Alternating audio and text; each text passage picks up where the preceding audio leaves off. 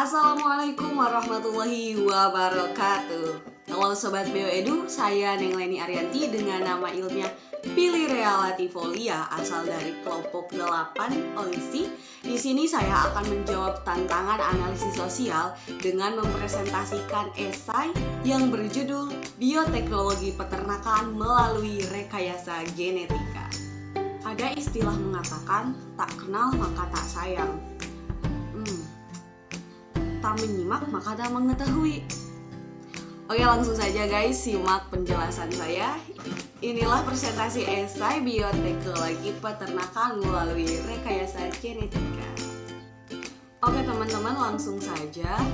Yang perlu kita pertama ketahui yakni tentang bioteknologi. Apa itu pengertian bioteknologi? Karena dalam judul esainya juga Bioteknologi Peternakan Melalui Rekayasa Genetika. Nah, di sini saya akan menjelaskan terlebih dahulu tentang apa itu bioteknologi. Nah, adapun bioteknologi adalah bidang terapan dari ilmu dan teknologi hayati yang berkaitan dengan penerapan praktis organisme hidup atau komponen subselulernya dalam industri manufaktur dan jasa serta pengelolaan lingkungan. Secara umum, bioteknologi ini dibagi menjadi dua, yakni bioteknologi tradisional dan bioteknologi modern. Apa sih perbedaan kedua bioteknologi tersebut? Bioteknologi tradisional memanfaatkan mikrobia untuk memodifikasi bahan dan lingkungan untuk memperoleh hasil yang optimal. Contohnya adalah pembuatan tape, roti, dan pengomposan sampah. Sedangkan bioteknologi modern memanfaatkan keterampilan manusia untuk melakukan manipulasi agar mendapatkan makhluk hidup yang diinginkan sesuai keinginan manusia. Salah satu contoh bioteknologi modern yaitu rekayasa genetika.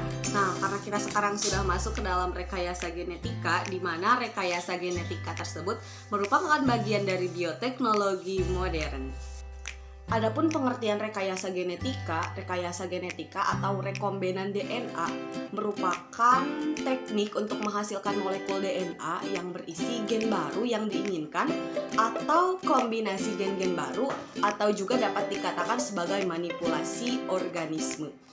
Nah, rekayasa genetika ini merupakan kumpulan teknik-teknik eksperimental yang memungkinkan peneliti untuk mengisolasi, mengidentifikasi, dan melipat gandakan suatu fragmen dari materi genetika atau DNA dalam bentuk murninya. Adapun keunggulan dari rekayasa genetika ini adalah mampu memindahkan materi genetik dari sumber yang sangat beragam dengan ketepatan tinggi dan terkontrol dalam waktu yang lebih singkat.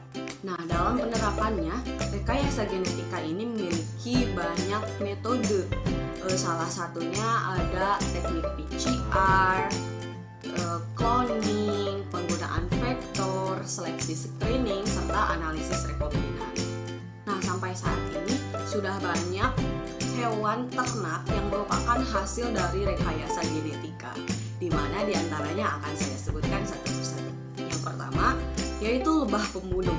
Lebah pembunuh ini merupakan hasil rekayasa genetika dari lebah Eropa dan lebah Afrika, di mana lebah pembunuh ini tadinya ditujukan untuk menghasilkan madu yang lebih banyak gitu.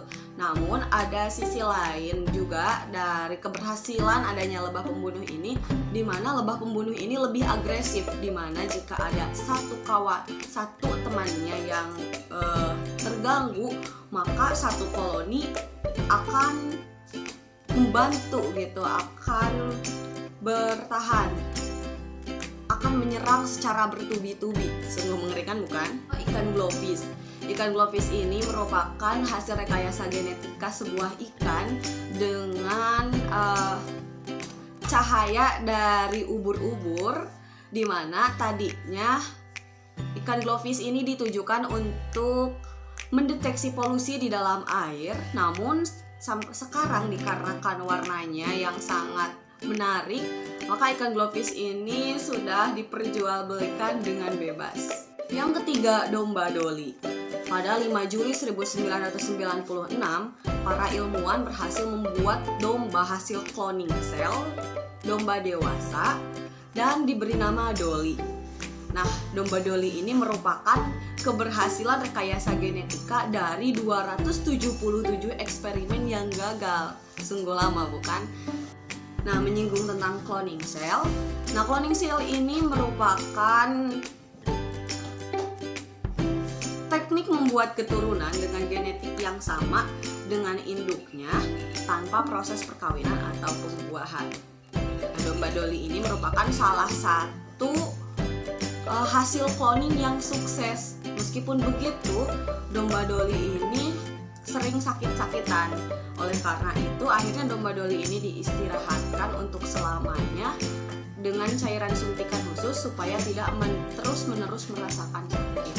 Ini adalah gambar domba Dolly yang merupakan hasil cloning. Yang keempat, sapi super. Pada tahun 1800-an, para ilmuwan dan peternak dari Belgia menyilangkan sapi asli Belgia dengan sapi bertanduk asal Inggris. Nah, para ilmuwan memilih sapi yang paling kuat dari kedua jenis sapi tersebut. Alhasil dari rekayasa genetika tersebut, sapi yang dihasilkan memiliki fisik yang sangat besar dan berotot. Nah, maka hewan ini diberi nama dengan sapi biru Belgia. Gambarnya seperti ini. Bisa dilihat, jadi bahwa sapi ini berotot gitu kayak binaragawan. Dan yang terakhir yang mungkin tidak disangka-sangka, hasil rekayasa genetika ini adalah ayam buyar. Nah, ayam buyar itu dulunya aslinya ada kecil. Namun seiring berjalannya waktu, ayam buyar ini terus dikembangkan sehingga ayam yang dihasilkan sangatlah besar. Dan ayam buyar ini adalah ayam yang sering diperjualbelikan di pasar dan mungkin kita sering memakannya gitu. Termasuk dalam fried chicken. Oke, baik teman-teman, sekian presentasi esai bioteknologi peternakan melalui rekayasa genetika, di mana kesimpulannya rekayasa genetika ini merupakan bagian dari bioteknologi modern dan menghasilkan hewan-hewan baru yang diinginkan sesuai keinginan manusia. Oke, selesai juga presentasi dari saya. Thanks for watching, and Neng Leni pamit undur diri. Sekian, wassalamualaikum warahmatullahi wabarakatuh. Sampai jumpa di Biota 2022.